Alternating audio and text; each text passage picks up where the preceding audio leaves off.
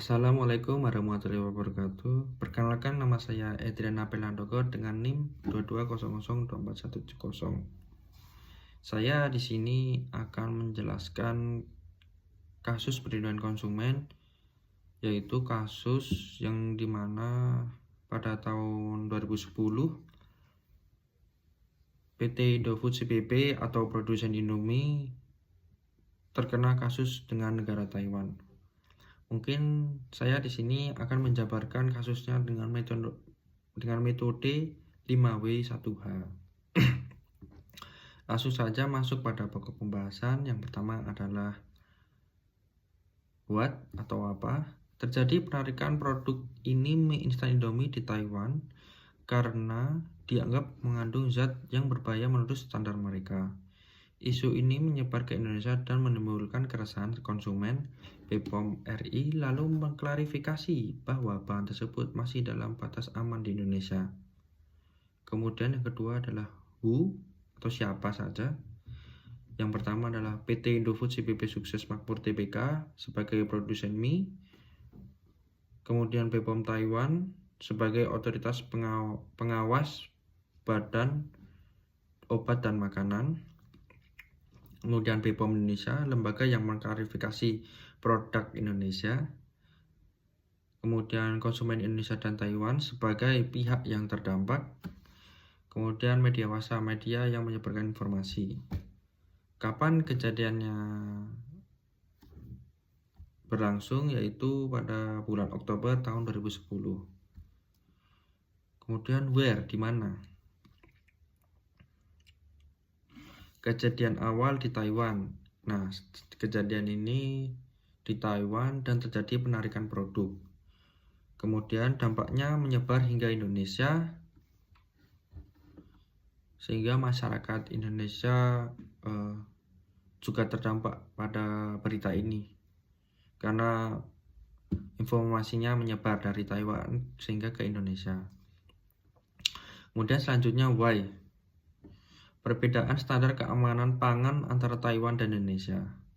Di Taiwan, bahan pengawet met paraben tidak boleh digunakan dalam makanan, sedangkan di Indonesia masih diperbolehkan, tetapi selama dalam batas aman.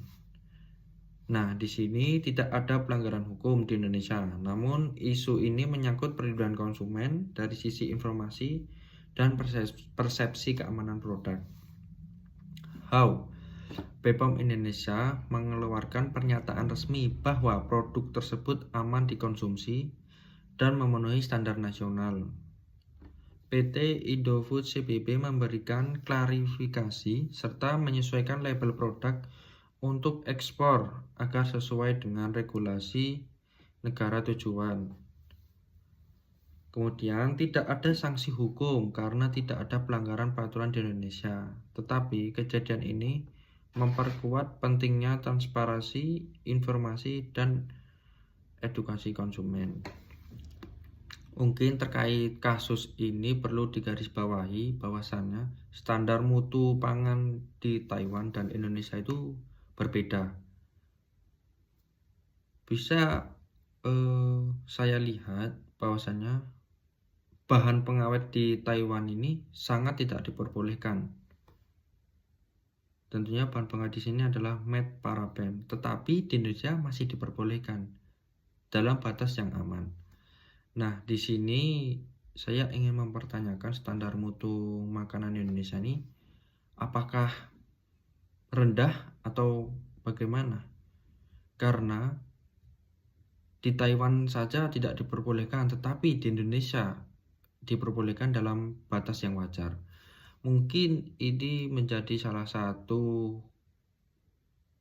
pembelajaran untuk kasus perlindungan konsumen. Mengapa? Karena terkait standar mutu di Indonesia ini bisa dibilang masih rendah daripada negara seperti Taiwan yang dalam kasus ini. Mungkin dalam pemaparan kasus metode 5W1H ini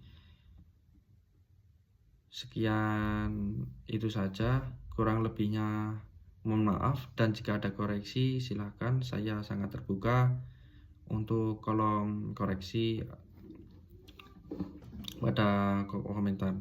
Kurang lebihnya mohon maaf. Wassalamualaikum warahmatullahi wabarakatuh.